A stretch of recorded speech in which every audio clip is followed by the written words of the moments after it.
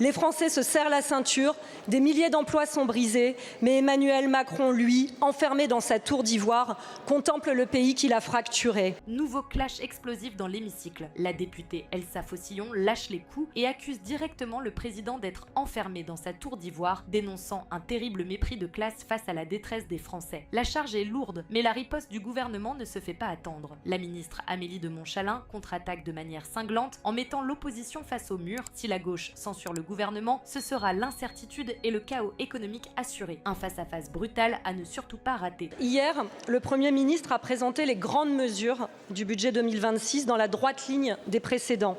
Ceux-là même qui ont mis nos comptes dans le rouge, qui ont fait reculer le pouvoir de vivre, appauvri retraités, chômeurs, jeunes, classe moyenne et populaire, tout particulièrement en Outre-mer. Ces mêmes budgets qui vantaient une réindustrialisation pendant qu'une pluie de fermetures d'entreprises s'abat sur notre pays. Ces mêmes budgets qui abreuvent des multinationales d'argent public pendant que 35 000 emplois dans le bâtiment pourraient encore disparaître cette année. Les Français se serrent la ceinture, des milliers d'emplois sont brisés, mais Emmanuel Macron, lui, enfermé dans sa tour d'ivoire, contemple le pays qu'il a fracturé. Son monde, c'est celui des actionnaires et des cabinets de conseil, pas celui des travailleurs, travailleuses, des soignants, des familles et des mères seules qui galèrent.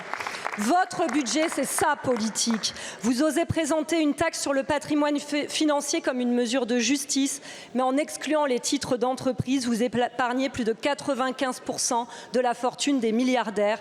Bernard Arnault peut dormir sur ses deux oreilles. En revanche, de manière nette, précise, taxe par taxe, vous visez les plus modestes, malades, retraités, étudiants, apprentis, étrangers.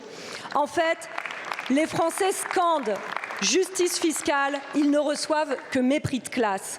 Et même quand vous répondez à l'immense mobilisation contre la réforme des retraites par un obscur décalage, vous promettez que la facture sera salée pour le monde du travail. Pire, vous évoquez une possible capitalisation. Mais enfin, vous appelez à la responsabilité nationale alors que la vôtre, c'est de livrer l'État à un capitalisme sans foi ni loi. Vous parlez d'ordre, mais c'est le désordre social que vous semez. Vous invoquez la République, mais vous piétinez l'égalité, méprisez le résultat des urnes. Alors, quand vous nous parlez du débat parlementaire comme d'une concession qui serait faite, eh bien, on le voit, vous ne cherchez pas l'accord avec le Parlement, vous cherchez l'alibi du désaccord sur le dos d'un pays que vous avez déjà bien trop fracturé. Merci Madame la députée. La parole est à Madame Amélie de Montchalin, ministre de l'Action et des Comptes publics. Merci Madame la Présidente. Madame la députée, au fond, vous nous demandez quels sont nos choix économiques dans le projet de loi de finances. Mais avant de répondre à votre question, si vous nous posez la question, c'est déjà parce qu'il y a devant vous un Premier ministre, un gouvernement, qui a déposé un texte et qui ouvre un débat. J'entends que dans quelques heures, certains d'entre vous veulent nous censurer. Eh bien, si vous nous censurez, il n'y aura plus de gouvernement et je peux vous dire, il n'y aura pas de débat.